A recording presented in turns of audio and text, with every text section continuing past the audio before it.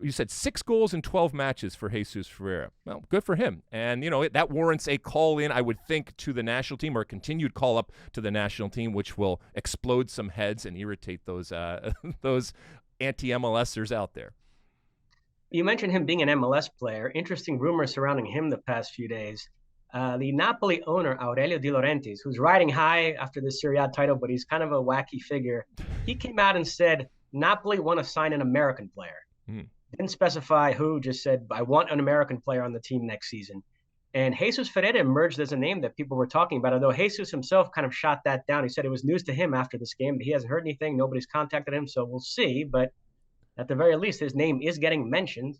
Well, I mean, this is something... newly crowned Italian champion. Yeah, but this is also something that I think MLS needs to really lean into. And, and whether this player comes from MLS, not necessarily, but from an MLS perspective, you can not only provide talent to some of these teams, but you can provide American talent. And I love the fact that he's saying it out loud and being honest about the fact that if and when an American player is playing for your European team, it makes it that much more appealing. And when I say appealing, that much more marketable to an emerging American audience. And look, we talk all the time about what is the connection. I mean, hell, we do a show about it, and it does matter. And so you're not doing business right if you don't recognize that in this case the nationality of the player can actually enhance your brand. And all of these brands, and that's what they are,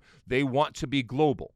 And we've talked about, there's gold in them, their American soccer hills, and people want to mine it. And one of the surest way of doing that is having an American connection to your team on the field. So whether it's Jesus Ferreira or anybody else, I just like the fact, and I know he's crazy, but at least he said it out loud, because that is not a crazy type of attitude to have going forward.